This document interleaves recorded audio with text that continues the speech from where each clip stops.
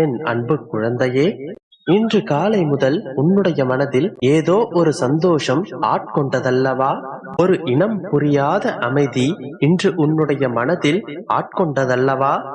இந்த அமைதியோடும் நிம்மதியோடும் எனது இந்த வார்த்தைகளை சந்தோஷமாக கேள்.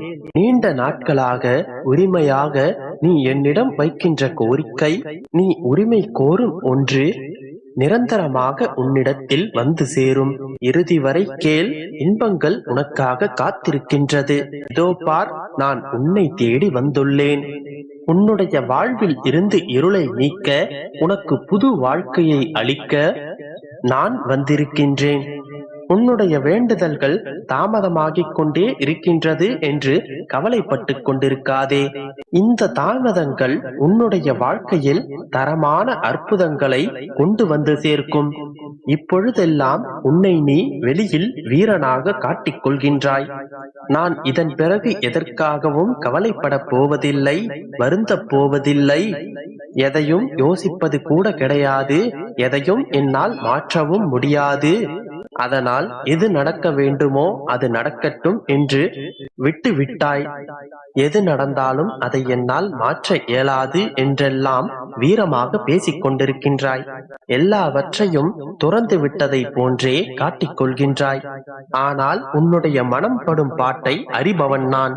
உன்னுடைய ஆழ் மனதின் அழுகுரலை நான் கேட்டுக்கொண்டுதான் இருக்கின்றேன். இந்த வாழ்வில் எல்லோருக்கும் சண்டை சச்சரவு இருக்கத்தான் செய்யும். பிரச்சனைகளும் கஷ்டங்களும் சோர்வுகளும் வரத்தான் செய்யும். சிலவற்றை அதற்கான பிரச்சனைகள் என்னவென்று தெரிந்து அதை சரி செய்து கொள்ளலாம். சிலவற்றை எதிர்த்து போராடி வெற்றி கொள்ளலாம். ஆனால் சில விஷயங்களை பொருட்படுத்தாமல் அப்படியே அதன் போக்கில் விட்டு விடுவதுதான் சிறந்தது. அதனை ஆராய்ந்து பார்த்தால் ஒன்றும் இருக்காது. எதிர்த்து நின்று போராடினால் பிரச்சனைகள் அதிகமாகும். அதனால் அந்த பிரச்சனைகளை புறக்கணித்துவிட்டு அதனை ஒரு பொருட்டாகவே எடுத்துக்கொள்ளாமல் கடந்து சென்று விட வேண்டும். அதை பற்றி யோசிப்பதை கூட தவிர்த்து விட வேண்டும். ஏனென்றால் உன்னுடைய மனதில் யோசித்து செயல்பட பல காரணங்கள் உண்டு. உன்னுடைய வாழ்க்கையின் முன்னேற்றத்திற்காக நீ யோசித்து செயல்பட வேண்டிய காலகட்டம் இது. இதை விடுத்து உன்னுடைய பிரச்சனைகளின் பின்னாலே நீ ஓடிக்கொண்டிருந்தால் அது வளர்ந்து கொண்டேதான் இருக்கும்.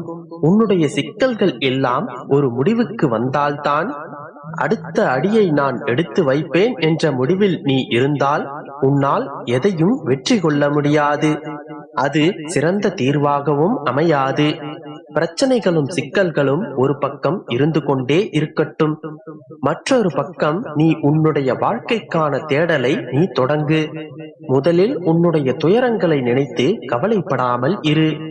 அப்பொழுதுதான் உன்னை சுற்றி என்ன நடக்கின்றது, அடுத்தது நீ என்ன செய்ய வேண்டும் என்பதை பற்றி உன்னால் சிந்தித்து செயல்பட முடியும்.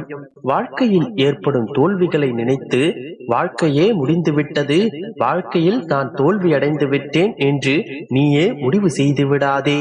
ஏனெனில் எதுவும் இங்கு நிரந்தரமில்லையே. இருக்கும் வரை இருப்பதை வைத்து மகிழ்ச்சியாக இரு. நீ நிச்சயம் வெற்றி பெறுவாய். நீ வெற்றி கொள்ளும் காலம் தூரத்தில் இல்லை, வெகு அருகில் உள்ளது. விரக்தியை தூக்கி எறி. நான் போதும் கூறுகின்றேன், உனக்கான காலம் வெகு அருகில் உள்ளது. நீ பல முறை, பல நாட்களாக, பல வாரங்களாக, பல மாதமாக, ஏன் பல வருடங்களாக நீ உரிமையாக என்னிடம் கேட்டுக்கொண்டுதான் இருக்கின்றாய்.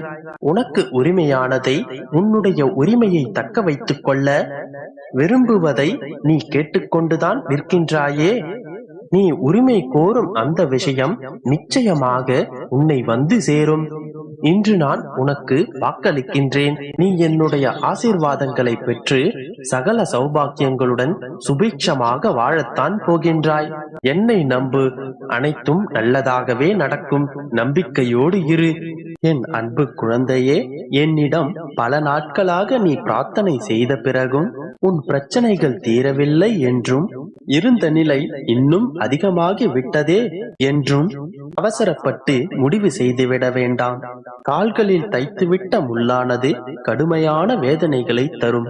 இரவு பகலாக உறங்குவதை கூட தடுக்கும். உனக்கு வலிகளை தரும் அந்த முள்ளை எடுக்க வேண்டுமானால் வேறொரு முள்ளை கொண்டு பலமுறை குத்தித்தானே எடுக்க வேண்டும். ஆனால் பலமுறை குத்துவது உன்னுடைய வலித்தலும் முள்ளை எடுப்பதற்காகவே தானே தவிர உனக்கு மேலும் வலிகளை கொடுப்பதற்காக அல்ல. கஷ்ட நிவர்த்தி வருவதற்கு முன்னால் அதன் வலிகள் தாங்க முடியாத அளவிற்கு தெரியும். அப்பா என்னை கைவிட்டு விட்டார், இனி யார் என்னை காப்பாற்ற போவார் என்று பயப்படாதே.